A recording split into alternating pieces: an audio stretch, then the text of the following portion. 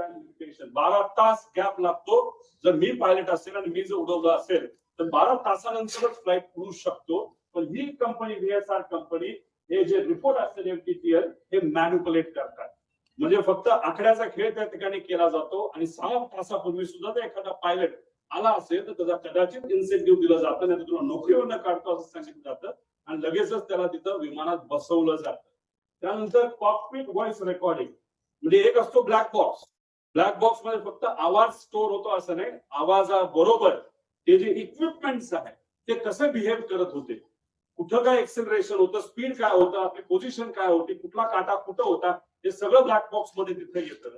पण नॉर्मली जर आपल्याला कॉकपिट व्हॉइस रेकॉर्डर हे साधे रेकॉर्डर असतात, त्यात कॉकपिट मध्ये काय झालं, संभाषण काय झालं याची माहिती आपल्याला देता येते. व्हीएसआर मध्ये कॉकपिट व्हॉइस रेकॉर्डर सिस्टम हे बंद ठेवलं जातं.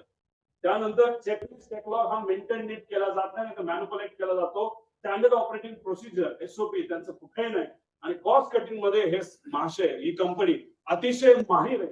त्याच्यामध्ये मेंटेनन्स मध्ये कमतरता दाखवणं, नाही तर कुठलंही विमान, नाही तर हेलिकॉप्टर घ्या, ते हेलिकॉप्टर जर आपल्याला उडवायचं असेल तर त्याच्यामध्ये तास दिले जातात.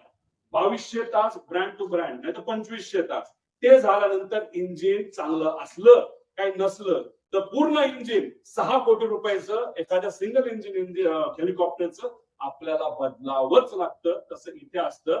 पण या कंपनीकडनं तिथं टायमिंग हे कुठेतरी चेंज केले जातात, मॅन्युपुलेट केले जातात आणि त्यामुळेच कुठेतरी ही असं आमचं सगळ्यांच्या मत आहे.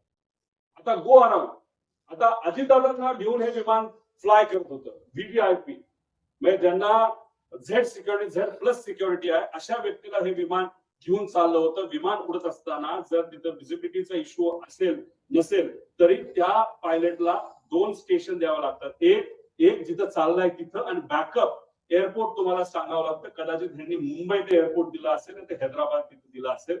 आता तिथं गो अराउंड करत असताना एकदा ट्राय केला, दुसऱ्यांदा कदाचित त्यांना ते दिसलं नसावं, त्यांनी सांगितलं हो दिसलं, पण दिसलं नसावं तर तिसऱ्यांदा राऊंड घ्यायला पाहिजे होता, पण ह्यांनी तो घेतला नाही. दुर्दैवाने सेकंड अटेम्प्टलाच त्यांनी तो प्रयत्न केला. जी घटना घडली ती घडली. आणि दुसरं कसं असतं, त्यांना पुढे पुढे जायचं होतं.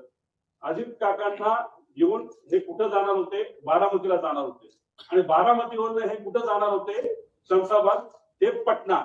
तिथं कोणतरी व्यक्तीला तिथे घेऊन जाणं म्हणजे ह्यांना घाई होती, नाही बाबा जायचंच आहे, नाही तर 10 लाख रुपये आपलं जे भाडं आहे ते त्याच्यामध्ये बुडू शकतं. आपण पुण्याला गेलो तर हे भाडं आपण बारामतीला पोहोचू शकलो नाही, तेही पैसे आपल्याला मिळणार नाही. म्हणून कुठंतरी या कंपनीकडनं या पायलटवर प्रेशर होतं असंही